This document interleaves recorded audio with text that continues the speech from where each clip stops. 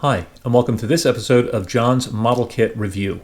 Today we are looking at Tamiya's classic 1/48 scale Ki-84 Hayate, or Frank.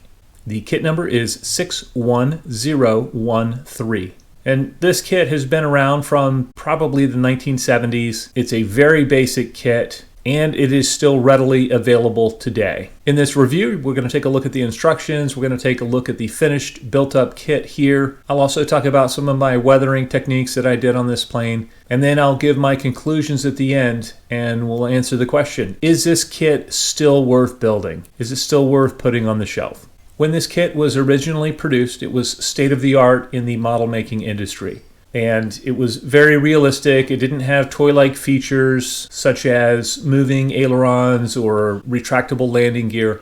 It was just meant to be really a static model and to represent the Ki-84 well. Surface detailing is a mix of raised and engraved detail. The fit overall on the kit was very good.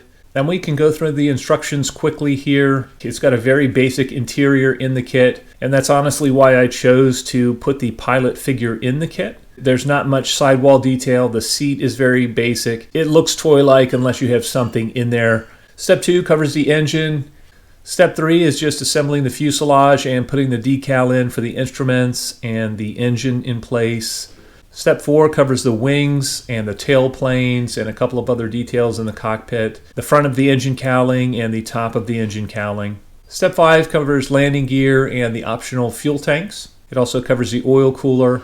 As far as color callouts go, everything is in Japanese, so that does make the instructions a little bit more difficult to read. And I referenced some other reviews of this kit and also the Hasegawa Ki-84 instructions for interior paint callouts, for exterior paint callouts. One area where this kit falls short of current offerings is in the wheel well areas, and it looks like they just put some busyness in there, but I doubt that this is really a realistic representation of what the wheel wells themselves look like. But the landing gear is decent. The surface detail overall looks nice under a coat of paint. The way I view this kit is it's a very good canvas to practice your painting skills, your weathering skills, and even your basic building skills. This would be a very good kit for a modeler getting back into the hobby, or a new modeler getting into the hobby, or as a first 1/48 scale aircraft build. This is just a fantastic kit. On the colors, I painted the top color in Polyscale's Imperial Japanese Army Brown. I had seen another review that used this color with the skull markings on the tail, and I thought, man, that looks really cool. I like the color scheme. I also enjoy weathering a monotone paint scheme and really kind of bringing it to life. I would do it a little bit differently and a little bit more refined if I did this kit today. I built this quite a few years ago. It looks really good on the shelf, and honestly, as long as you're not looking too closely, it looks as good. It looks at home with the other aircraft on the shelf, regardless of the age of the model. For the underside color, I used Imperial Japanese Army Gray, and it's kind of a light tan, very close to RLM 84. The decals on this plane, there weren't that many of them, and they settled down nicely. I used the kit decals. I used they call it willow green on the prop, so I use a green for the front side of it, and then they use almost like a wood brown on the back side of it, and that's just a typical Japanese propeller color.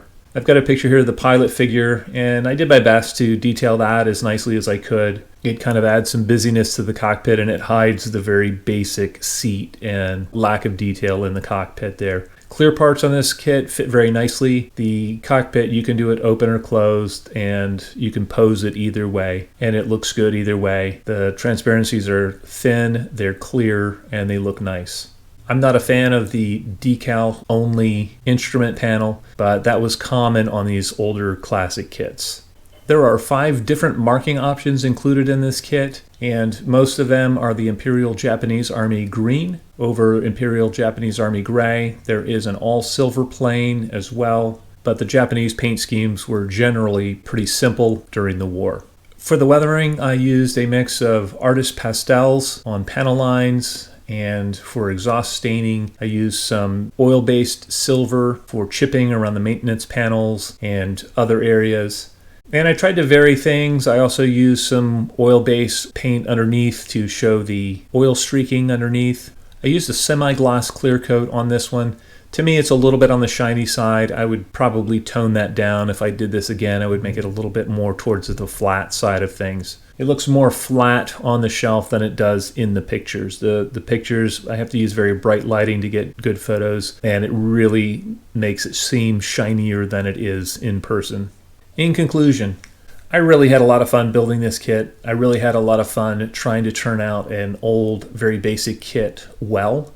Even if you're an advanced modeler and want to try out new weathering techniques, or a less experienced modeler who's looking for an easy entry into the hobby, these are fantastic. Just a lot of fun. They do look like a serious aircraft model when you finish them.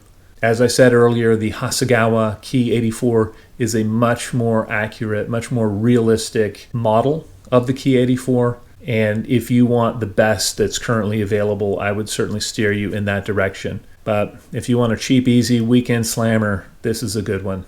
Well, I'd love to know what you guys think. If any of you have built this kit before and want to share your experience in the comment section below, please feel free to do so. As always, I hope you found this video entertaining and informative. And until next time, model on.